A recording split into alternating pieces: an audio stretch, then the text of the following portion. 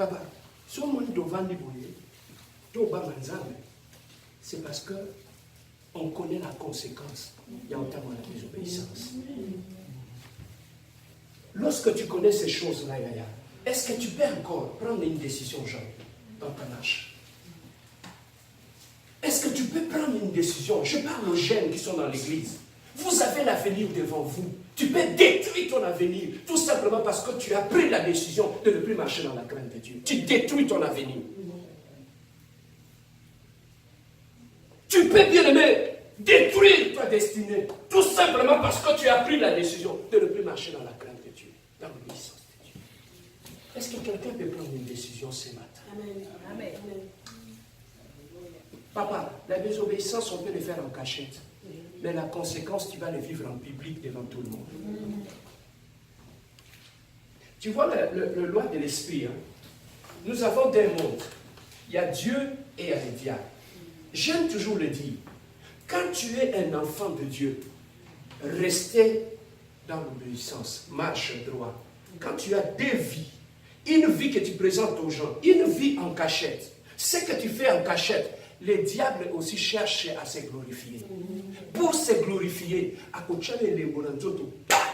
pour que quand tu vas sortir devant les gens, qu'on sache que tu étais avec lui. Papa, on peut faire des choses en cachette. Le diable a besoin de se glorifier aussi. Mais pour se glorifier, il va faire que tu puisses faire quelque chose pour que cela puisse apparaître. J'étais attristé, j'ai vu l'autre fois sur les réseaux sociaux où les images d'une femme de pasteur qui ont été publiées dans la nudité. Papa, je conseille quelqu'un. Celui qui a le nom de l'Éternel dans sa bouche, qui s'éloigne du mal. Si tu as, on est fiché dans le monde des ténèbres. Le jour que tu commettras le rêve de faire ce que les païens font, ce ne sont pas les païens qui vont t'exposer, c'est le diable lui-même. Parce qu'il cherche aussi à se glorifier. Voilà pourquoi, lorsque tu connais le loi spirituel, le principe spirituel, tu marches dans l'obéissance, tu marches dans la grâce de Dieu. Est-ce que quelqu'un m'a entendu ce matin? On peut se lever dans la prière.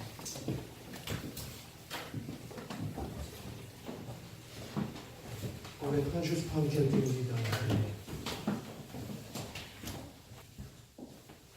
Je ne sais pas comment tu marches. Je ne sais pas pourquoi Dieu a permis que je puisse te parler du fruit de l'obéissance et de la désobéissance. Bien aimé, regardez tout ce qui t'est arrivé dans la vie. Pourquoi toujours de malheur dans ma vie? Pourquoi toujours des problèmes dans ma vie? As-tu vérifié le niveau de ton obéissance et de la crainte de Dieu dans ta vie? Tu étais quelqu'un qui craignait Dieu. Depuis que tu as cessé de marcher dans la crainte de Dieu, regarde ce que ta vie est devenue. Regardez comment tu es dans la confusion. Regardez, bien-aimé, depuis que tu as pris la décision de tourner le dos à la loi de l'Éternel. Voilà comment la sécheresse est entrée dans ta vie. Voilà comment la confusion est entrée dans la vie. Mais ce soir, ce matin, cet après-midi, Dieu te donne une possibilité de revenir à lui. Dieu te donne une possibilité parce qu'il veut te bénir. Il veut que ta vie puisse revenir en ordre. Bien aimé, avant de sortir ici, prends une décision aujourd'hui.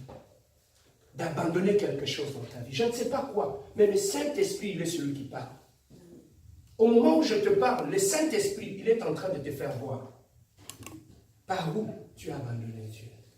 Par où le mal est entré dans ta vie? Aujourd'hui, le Saint-Esprit est en train de te faire voir. Tu te poses des questions, tu te posais beaucoup de questions, Seigneur. Pourquoi toujours moi? Pourquoi toujours des problèmes? Pourquoi toujours des mauvaises choses? Marie, suis-je encore devant l'Éternel? Est-ce que la personne que les gens connaissent, est-ce que je suis réellement cette personne-là en privé ou en cachette? Bien-aimé, Dieu ne peut pas aller loin avec toi si tu marches dans la désobéissance. Aujourd'hui, tu dois prendre une décision pour que ta vie puisse devenir en ordre et que les choses puissent revenir. Nous avons les yeux fermés, les mains levées. Lève tes mains, bien-aimé, les yeux qui sont fermés. Commence à revoir ta vie. Est-ce que je crains réellement Dieu? Est-ce que je marche réellement? Où sont les promesses que Dieu m'avait données? Pourquoi je ne le vois pas se réaliser? Bien-aimé, peut-être aujourd'hui tu ne vois rien. Peut-être aujourd'hui tu ne constates pas rien. Mais tu ne sais pas que la malédiction est déjà là. Tu ne sais pas, le mal sont toujours là. Bien-aimé, pourquoi tant d'humiliation dans ta vie? Pourquoi tant d'échecs dans ta vie? Dieu ne t'a pas créé pour les échecs. C'est une décision que tu avais prise qui a fait qu'aujourd'hui, tu es en train de vivre des choses que Dieu n'avait pas destinées. Il avait dit dans sa parole, je connais les projets que j'ai formulés pour mon peuple, des projets de paix, des projets de bonheur. Où sont les projets de bonheur dans ta vie? Où sont les projets de paix dans ta vie? Il y a une décision que tu dois prendre.